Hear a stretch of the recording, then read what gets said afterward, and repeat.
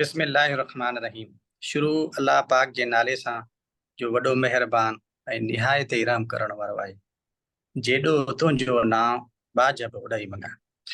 मां अस्सलाम वालेकुम CSS एस्पायरेंट्स ऐं सिंधी नौजवानो, मूंखे इलाही ख़ुशी थी ऐं आई एम ऑल्सो ग्रेटफुल त असांजी जेकी प्यारी अदी आहे पारस, असांजी नंढी भेण, हुन असांखे मौक़ो ॾिनो त मां बि हिकु शागिर्दनि वांगुरु उहे ॾींहं यादि कयां जॾहिं CSS जी तयारी कंदुसि ऐं CSS जे एस्पायरेंट सां अंग्रेज़नि जे दौर बाबति ॻाल्हाइजे त अंग्रेज़नि जो दौर कीअं हुयो ऐं सिंधी अदब जी उन में कहिड़ी वाखाण थी, कहिड़ी वाद वेज थी, शुरूआति कीअं थी।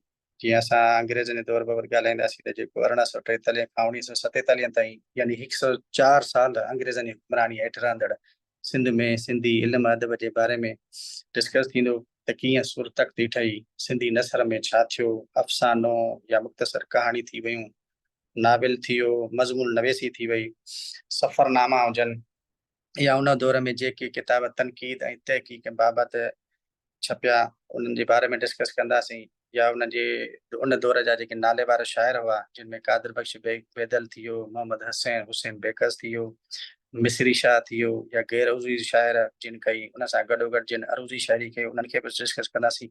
आख़ुन गुलमोहन हालाई ते ॻाल्हाईंदासीं, गुलाम अहमद शाह गता ते ॻाल्हाईंदासीं ऐं सभिनी गज़ल जो बादशाह मीर अब्दुल हुसैन साईअ ते, ऐं जेको ॾिठो वञे त असुल अंग्रेज़नि जे दौर जो हीरो या अंग्रेज़नि दौर खे जेकॾहिं असां सिर्फ़ु मिर्ज़ा खलीद बेग जो दौर चऊं त उन बाबति पिणु ॻाल्हाईंदासीं त जीअं तव्हांजो ईंदड़ CSS जो पेपर या PCS जो पेपर अंग्रेज़नि जे दौर जे बारे में को सुवाल अचे त उन खे सुहिणे नमूने सां लिखी करे घणे खां घणे मार्कूं खणी सघजनि। हाणे तारीफ़ कजे त 1843 खां 1947 ताईं अंग्रेज़नि जो दौर रहियो त अंग्रेज़नि 1843 में टालपुरनि खे मियाणीअ जे मैदान में शिकस्त ॾिनी ऐं सॼी सिंध संदन कब्ज़े में अची वई। अंग्रेज़नि जी पॉलिसी हुई त अवाम सां सिधी राब्ते में अचिजे, मतिलबु अंग्रेज़ चाहिनि पिया त सिंधी माण्हुनि सां, छो जो सिंध ते हुक्मरानी कनि पिया, त उन्हनि जी ॿोली उन्हनि सां उन ॿोलीअ में ॻाल्हाइजे जेका ॿोली सम्झनि ऐं उन जे रीतियुनि ऐं रस्मुनि बाबति बि सम्झी सघजनि। उन लाइ उन्हनि उन पॉलिसी जे करे सिंधी इल्म ऐं अदब खे वधण वेझण लाइ काफ़ी मौक़ा मिलिया। ऐं हिन दौर खे असां हेठियनि हिसनि में विराए मुख़्तसर जाइज़ो वठंदासीं। पहिरियों सुरतक कीअं ठही, सिंधी नसर कीअं आयो ऐं सिंधी नज़म में कहिड़ा कहिड़ा शयूं आयूं। हाणे सूरतक्तीअ जे बारे में जेकॾहिं असां ॾिसूं त सूरतक्ती जी माना आहे मुख़्तलिफ़ रूप खे मिलाए हिकु रस्म ख़त या हिकिड़ो लिखण जो क़िस्म या खणी अल्फ़ाबेट चइजे। अंग्रेज़नि फ़ारसी ज़बान जी जाइ ते सिंधीअ खे सरकारी ज़बान जो दर्जो ॾिनो।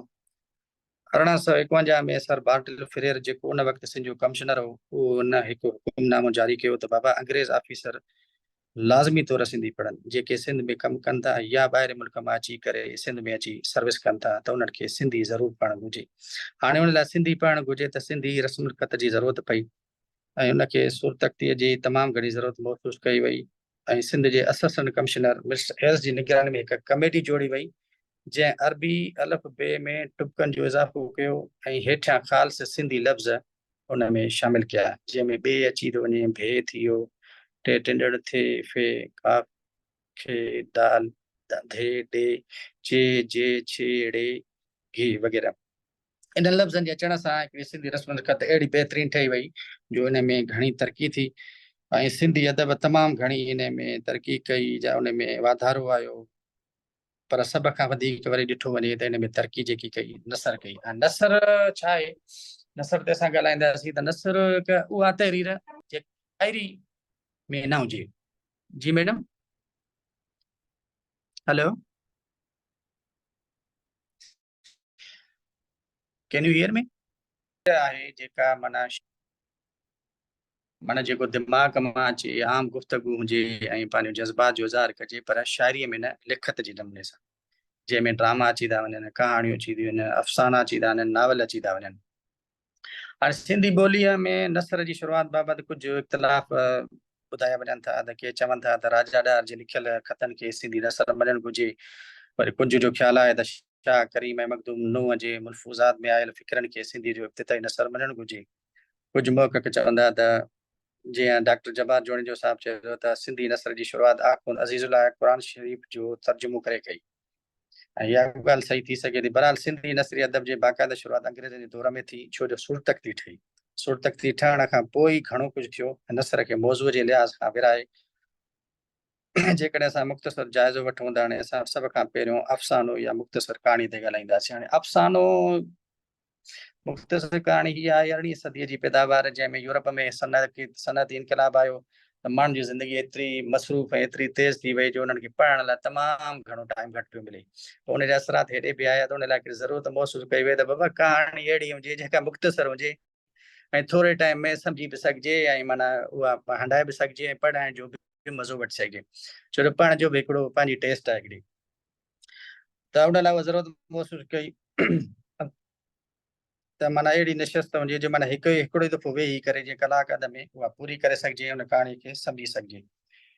बहरहाल इहो हिकिड़ो अदबी बहस आहे त सिंधी अफ़सानो सिंधी किसनि जी अर्तिकाई शिकिल आहे या ॿियनि ॿोलियुनि तां तर्जुमे खां पोइ उनजी अवसर थी। कुझु माण्हुनि जो ख़्यालु आहे त तर्जुमे जे हिसाब सां आहे, माना ॿियूं जूं कहाणियूं हुयूं, पोइ तर्जुमो थियो, पोइ उनखे ई अफ़सानो कयो वियो। कुझु माण्हुनि जो ख़्यालु इहो आहे त उन्हनि पाण ई उनखे लिखियो। बहरहाल सिंधी अफ़साने या मुख़्तसर कहाणी जी तरक़ी तॾहिं मुमकिन थी सघी जॾहिं असां वरी वरी चवंदासीं त सिंधी अलफ़ बे जुड़ी असांजी रास थी। उहा अंग्रेज़नि खे शाबस आहे जिन जे दौर में थी ऐं उन जे करे असां उन्हनि खे सलाम पेश कयूं था। बहरहाल 1915 खां 1940 दौरान तमामु घणा अफ़साना तर्जुमा कया विया ऐं उहे अफ़साना घणो करे मक़ामी ॿोलियुनि यानी उर्दू, हिंदी ऐं गुजराती वग़ैरह तां तर्जुमो थियल हुआ। हाणे इन तर्जुमनि जे करे असांखे माना दुनिया जहान जे लिटरेचर जी ख़बर पई ऐं उन में नॉलेज असांखे मिली, ॼाण मिली ऐं माण्हुनि में पढ़ण जो शौक़ु पैदा थियो। हिन दौर में गोबिंद माली हुयो, हीरानंद ईदाणी हुयो, तर्जुमे जो इन्हनि सही हक़ अदा कयो। उन खां अलावा चेकूफ, गोरकी ऐं टॉलस्टॉय वग़ैरह जहिड़नि बैनुल अक़वामी अदीबनि जा अफ़साना बि सिंधीअ में तर्जुमो कया विया त जीअं असांजा सिंधी माण्हू वधि खां वधि इल्म या अदब खे सम्झी पढ़ी ऐं उन मां घणो कुझु सिखी सघे। सो ॾिठो वञे त 1940 खां 1947 जे दौरान आज़ादी जे मौज़ूअ ते अफ़साना पिणु लिखिया विया जेके बाग़ियाना ख़्यालनि सां भरपूर तसवर कया वञनि था। उन खां पोइ अचे थो नाविल। हाणे नाविल इहो आहे त जीअं अफ़सानो आहे मुख़्तसर कहाणी आहे, नाविल हिकु डिघी कहाणी आहे। नाविल हिकिड़ो अंग्रेज़ी ज़बान जो लफ़्ज़ आहे ऐं जंहिंजी माना आहे का नई शइ। नाविल में हिक खां वधीक रुखनि ते लिखी सघिजे थो या लिखियलु हूंदो आहे ऐं हिकु वॾी कहाणी आहे जंहिंमें हिक खां वधीक किरदार हुजनि था जेके समाज जी अकीचार मसइलनि ऐं इंसानी जज़्बनि ख़्यालनि जो अक्स कंदा आहिनि। माना इंसानी जज़्बनि जो ख़्यालनि जो त उन जो अक्स उन नाविल में पेश कयो वेंदो आहे। हाणे ॾिठो वञे त सिंधी नाविल जी जेकी शुरूआति आहे उहा 1870 माना अंग्रेज़नि जे दौर में थी। दीवानो दाराम ऐं साधू नवल राय गॾिजी अंग्रेज़ी नाविल रासीलास जो तर्जुमो। रासीलास तव्हां यादि करे छॾिजो, अक्सर सुवाल बि ईंदो आहे CSS में त रासीलास कंहिं तर्जुमो कयो। बहरहाल असुल को नाविल जेको मिर्ज़ा कलीज बेग 1888 में दिलाराम जे नाले सां लिखियो त उहा हिकु वॾी ख़िदमत तस्वर कई वञे थी ऐं मिर्ज़ा कलीज बेग खे जस हुजे जंहिं ईअं कयो। 1923 ऐं 1947 जे विच वारे दौर सियासी कशमकश जो दौर रहियो। उन्हनि कुझु सियासी मसाइला वग़ैरह जंहिंजो असरु नाविल ते बि पियो। ज़ाहिर आहे जॾहिं सियासी माहौल गर्म हूंदो आहे त उनजा असरात ट्रिकल डाउन थियनि पिया। हिन दौर में साहिब संग शाणी जो ब्लू पोखर ऐं दरज़ाग मेमण जो जहारा काफ़ी मशहूरु थिया। उन खां अलावा मोहम्मद उस्मान डी पिलाई हुजे सिंधी अदब में घणे खां घणा नाविल पिणु हिन दौर में लिखिया विया। संदन नावलनि जो मौज़ू घणो करे समाजी ऐं सियासी इनक़लाब हुयो ऐं हुन खां सवाइ तर्जुमा बि काफ़ी हिन में कया विया। हाणे अचूं ड्रामे ते त ड्रामो बि हिकु कहाणी आहे जेका अक्सर ॾिठो वञे त ड्रामे जा बि 2-3 क़िस्म आहिनि।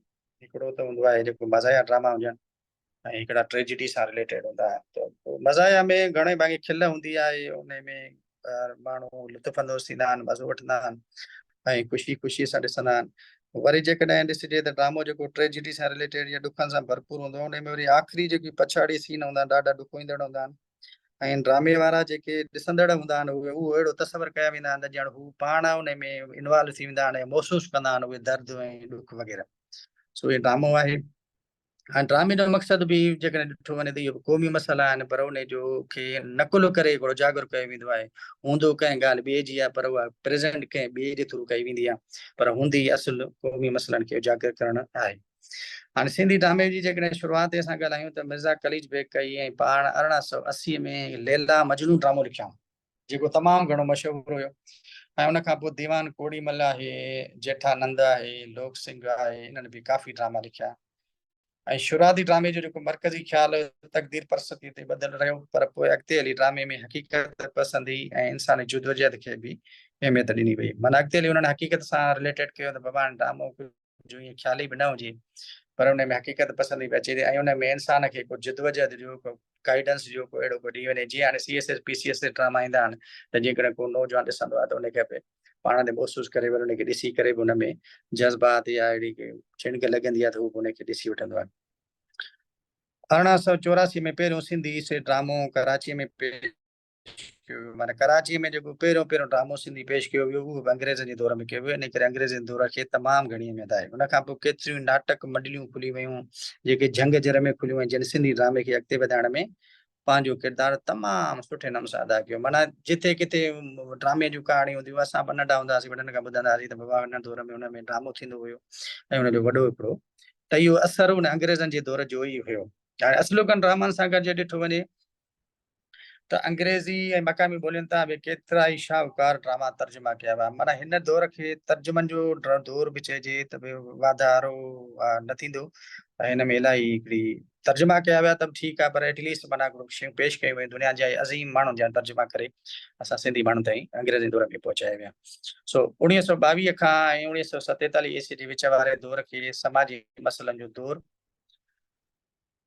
भी चई सघिजे थो। खानचंद दरियाणी मंघारम मलकाणी हुजे मोहम्मद उस्मान डीपलाई हुजे या मोहम्मद इस्माइल उर्सानी साहब हुजे इन्हनि केतिरा ई शाहकार ड्रामा लिखिया जिन खे सिंध जे नंढनि तोड़े वॾनि शहरनि में स्टेज ते आणे दाद वसूल कयो वियो। हाणे हिन खां पोइ वरी अचे थो मज़मून नवेसी त मज़मून नवेसी माना ॾिठो वञे त इहो आहे त बाबा ख़्यालात ज़ाहिर करणु तहरीर माना तहरीर ज़रिए पंहिंजा ख़्यालात ज़ाहिर कजनि। हिकिड़ा ज़बानी हूंदा आहिनि पर हाणे मज़मून में लिखी करे कुझु पाण अंदरि जूं ॻाल्हियूं ॿुधाइजनि ऐं हीअ हिकु माना न वॾी हूंदी आहे न नंढी हूंदी आहे विचोले हिसाब सां हूंदी आहे। मज़मून नवीसी जो फन यूरोप में 16वीं सदीअ में शुरू थियो ऐं अवाली मज़मून खे जेके ॾिसे त या मज़मून नवीसी बुनियादु रखण वारा मान टेसिन ऐं बेकन हुया। बेकन जा एसेस जेके आहिनि उहे तमामु घणा दुनिया में मशहूरु आहिनि ऐं मज़मून ऐं लेखक कंहिं नुक़्ते ते सुहिणे नमूने सां लिखियो वेंदो आहे जंहिंमें संजीदगीअ सां गॾु कुझु मज़ाह बि पिणु उन में शामिलु कई वेंदी आहे त जीअं पढ़ंदड़ लुत्फ़ अंदोज़ थिए ऐं बयानु दिलकश हुजे ऐं ज़बान में रवानी हुजणो बि लाज़मी आहे। हाणे CSS वारा जेके स्टूडेंट उनखे ख़बर हूंदी त एसे छा या इहा शइ तव्हां उन CSS जे एसे में बि तव्हां अप्लाई करे सघो था त उन में अहिड़े क़िस्म जी शयूं हुजनि जीअं अॻिले खे पढ़ाई रखे या जेको चेक करण वारो आहे उनखे अहिड़ो मज़ो अचे थो वाह वाह थी तमामु घणियूं मार्कूं तव्हांखे मिलनि। हाणे जेकॾहिं असां सिंधीअ जे मज़मून नवेसी जी इब्तिदा खे ॾिसंदासीं त इहा 1860 में थी जॾहिं सखर खां अख़बार हिकु तालीम निकिती ऐं उन खां पोइ दीवान तवील मज़मून हिकिड़ो शाया थियो जंहिंजो नालो हुयो पको पह। इहे अहिड़े क़िस्म जा शाया थिया त पोइ इन में जंग जर में अख़बारुनि में माण्हुनि पढ़िया ऐं ॾाढो हुनखे वाह वाह मिली ऐं उन खां पोइ वरी मिर्ज़ा कलीज बेग जेको 1877 में बेकन जा मज़मून तर्जुमा कया जेको मथे मां ज़िक्र करे आयुसि त मकाला ते हिकमत जे नाले सां शाया कराया ऐं उन खां पोइ दीवान ॾियाराम हुजे हीरानंद वग़ैरह हुजे उन्हनि तमामु घणा सुठा मज़मून लिखिया ऐं तर्जुमा कया। सो मिर्ज़ा कलीज बेग हुजे डॉक्टर दाऊद कोटो हुजे मंगाराम मलकाणी हुजे या राम पंजवाणी वग़ैरह हिन दौर जा वॾा मज़मून नवेस थी गुज़रिया आहिनि। इन्हनि खे लख शाबशो हुजनि जिन अहिड़ा मज़मून लिखिया जिन असांजे सिंधी उन दौर जे पढ़ाकू माण्हुनि खे दुनिया जे लिटरेचर या दुनिया जे मज़मून नवेसी जे बारे में ॼाण मिली घणो कुझु हुन मां सबक़ पिणु हासिलु कयो। हाणे उन खां पोइ असां डिस्कस कंदासीं त सफ़रनामो ईअं आहे जेकॾहिं फर्ज़ कयो मां दरबेले जो आहियां ऐं वञा थो कराची शहर जे बारे में जेकी बि मां ॾिसां थो या मुंहिंजी अखियुनि जे अॻियां सफ़र दौरान का बि शइ गुज़रे थी त उनखे लिखी करे दुनिया जी माना तहरीर ज़रिए उहो जेको तव्हां ॾिठो ऐं जीअं परखियो तव्हां उहो दुनिया जे अॻियां पेश कयो माण्हुनि जी रहणी करणी शहर जो स्टाइल रोड रस्ता वग़ैरह। त इन में बि सफ़रनामा लिखण जी इब्तिदा बि मिर्ज़ा कलीज बेग कई लालचंद अमर ॾिनेमल ऐं भीरूमल आडवाणीअ वारनि हिकिड़ी शुरूआति कई ज़ाहिर आहे तक ठही चुकी हुई ऐं घणो कुझु कम खे शुरूआति अॻे मिली चुकी हुई त हिननि बि सफ़रनामे खे बि हिन सिन्फ़ में शामिलु कयो सिंधी अदब जे में। उन खां पोइ आतम कहाणियूं बि लिखियूं ऐं मिर्ज़ा कलीज बेग पंहिंजी आतम कहाणी साओपन या कारोपन लिखी जेका पाकिस्तान ठहण खां पोइ सिंधी अदबी बोर्ड छपाई ऐं ॿियूं कुझु आतम कहाणियूं लिखियूं उहे बि सभु विरहाङे खां पोइ छपियूं पर लिखियूं इन जे दौर में वयूं छो मिर्ज़ा कलीज बेग जो दौर अंग्रेज़नि जो दौर ही सॼो वञे थियो। हाणे जेकॾहिं डिस्कस कजे त तनक़ीद ऐं तहक़ीक़ जे बारे में ॻाल्हाइजे। तनक़ीद उहा थींदी आहे त हिकिड़ी अदबी हिकिड़ी माना हिकिड़ो का शइ लिखिजे थी उन ते तनक़ीद उनखे ईअं चइजे खणी त ख़ूबियूं उन में कहिड़ियूं हुयूं ऐं ख़ामियूं में उन में कहिड़ियूं हुयूं वॾे पाए जा जेके हूंदा आहिनि अदबी माण्हू उनखे अदबी वेहक ॾिसी करे उन में जेकी खूबियूं ऐं खामियुनि खे जेकॾहिं उजागर कनि या उन जे बारे में ॿुधाइनि त उहा हिकिड़ी तनक़ीद आहे। इहा हिकिड़ी तनक़ीद पॉज़िटिव तसवर कई वेंदी आहे, इनखे नेगेटिव न आहे वठिणो। इहा सिर्फ़ु इस्लाह लाइ कई वेंदी आहे त जेकॾहिं ॿियो को तव्हां मौज़ू या ॿी का शइ अहिड़ी लिखो त उनखे तव्हांखे उन तनक़ीद खे मदेनज़र रखंदे खूबियुनि ऐं खामियुनि खे वरी तव्हां जेको नेक्स्ट तव्हांजो हुजे त उनखे तव्हां या उन हिसाब सां कयो। ॿियो आहे तहक़ीक़। हाणे तहक़ीक़ बि इहो आहे त कंहिं बि तहरीर जे फैक्ट्स ऐं फिगर मुतालिक़ हुजे, मतिलबु हक़ीक़त छा आहे, सच ते ॿधल छा आहे, वाक़ई इहा ॻाल्हि सही आहे न आहे, उन हिसाब सां ॾिठो वञे त हिन दौर में तनक़ीद ऐं तहक़ीक़ ते बि किताब लिखिया विया। हाणे तनक़ीद ते पहिरियों किताब मोहम्मद फाज़िल शाह लिखियो, जेको मीज़ान शल जे नाले सां 1875 में लिखियो वियो। ऐं उनखां अलावा मिर्ज़ा कलीज बेग, तव्हां नोट कयो हूंदो त मिर्ज़ा कलीज बेग जो हर सिन्फ़ में नालो अचे थो उनखे। वाह वाह, ज़बरदस्त। मिर्ज़ा कलीज बेग हुजे, दीवान कोड़ेमल हुजे, दियारा जेठामल, परसराम, डॉक्टर गुरबख्शाणी वग़ैरह, ये मशहूर निकाद ऐं महक़ थी गुज़रिया, माना उन्हनि तनक़ीद ऐं तहक़ीक़ ते पिणु कमु कयो। हाणे जेकॾहिं असां हीउ त पढ़ियो, असां हिकिड़ो जेको असां तव्हांखे ॿुधायो त बाबा हीउ हुयो सिंधी नसर जे बारे में असां पढ़ियो। हाणे उनखां पोइ असां कयूं सिंधी नज़म। हाणे सिंधी नज़म छा आहे? सिंधी नज़म जा नज़म खे खणी इएं चइजे निज शाइरी।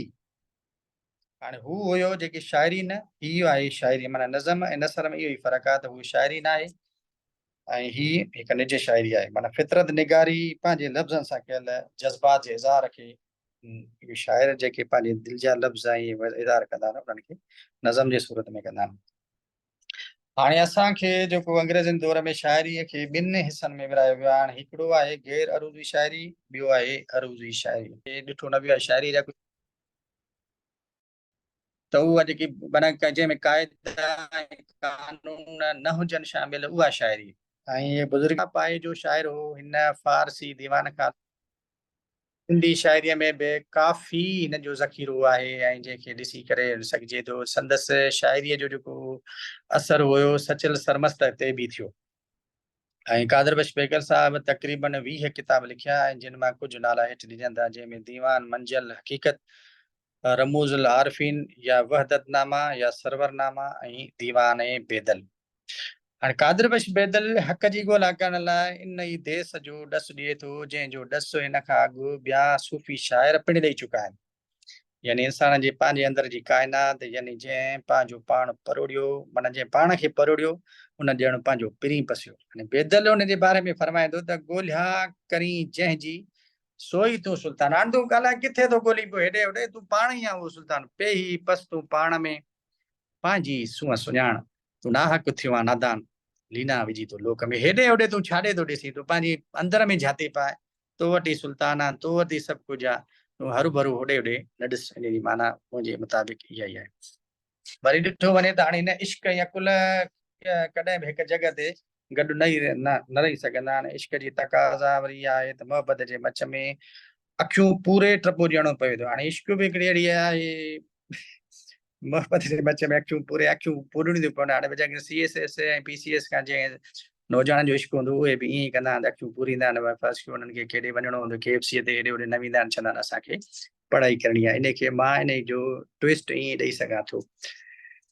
सो जेकॾहिं महिरान जी मौज मतल आहे त काॾे काहे पवणो आहे, पर अकुल इंसान खे संभाले पेर रखण जी तलक़ीन करे थो, पंहिंजे पाण ते ज़ाब्तो रखण थो सेखारे। पर जॾहिं इश्क पंहिंजा पर थो पखेड़े त होश वीचारा हवा थियो वञनि ऐं उॾामी वञनि। तंहिंजे लाइ बेदल फरमाए थो त अकुल जो वियो अख़्तियार, इश्क अना जो दम मारियो, इश्क अकुल जी लॻी लड़ाई, इश्क खटी जंग अकुल हाराई, इश्क खटी जंग अकुल हाराई, हेकल हिकु हसावार केॾी कटक खे पर बजाए।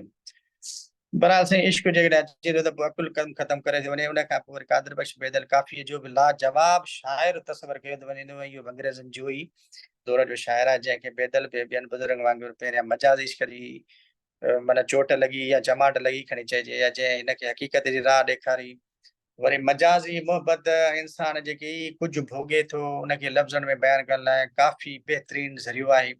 ऐं बिरह जी बाहि जा उल्हा ऐं दर्द जूं दाहूं करण लाइ काफ़ी जो कालिब निहायत मौज़ून आहे।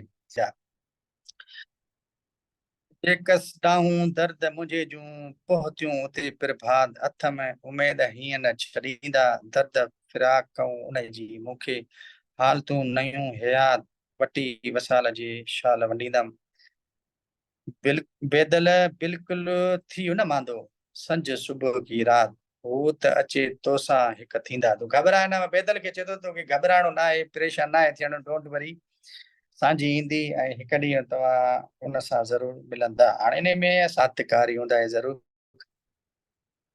कामयाबी मिलंदी सो तव्हां नौजवाननि खे बि इहा असांजे तरफ़ां हिकिड़ी सजेशन आहे घबराइणो कंहिं बि मौक़े ते न आहे त इहे शयूं बि असांखे इन अंग्रेज़नि दौर में मिलियूं त फ़िक्री लिहाज़ खां तमामु घणियूं ख़ूबियुनि सां मालामाल आहे बेदल बेत ऐं काफ़ी खां अलावा कसीदा ऐं मरसिया पिणु चया हिन दौर जा हाणे हुन खां अलावा मोहम्मद हुसैन बेकस ही जेको साईं कादर बख़्श जो ई फर्ज़ंद हुयो ऐं हिन जी वीचारे जी मक़सदु ॾिठो वञे त सिर्फ़ु 25 साल ज़िंदा रहियो पर हुन 25 सालनि जे दौरान बि सिंधी ऐं सिराइकीअ खां अलावा हिंदीअ में बि शाइरी कयाऊं काफ़ी तमामु सुठे नमूने सां चवंदा हुया संदन शाइरी जो मौज़ू मुहबत ई हुयो मुहबत जीअं त नालो ई सड़ण ऐं सूर सहण जो आहे तंहिं करे बेकस बि सूर पिरायो पर कंहिंखां बेकस पाणी जवाब थो ॾिए त सुना सिनेमा सूर बेकस पिरायो गिरह जो जोश विधाऊं जान में वञे थियो वर लहूर को जो पिराए में पूरा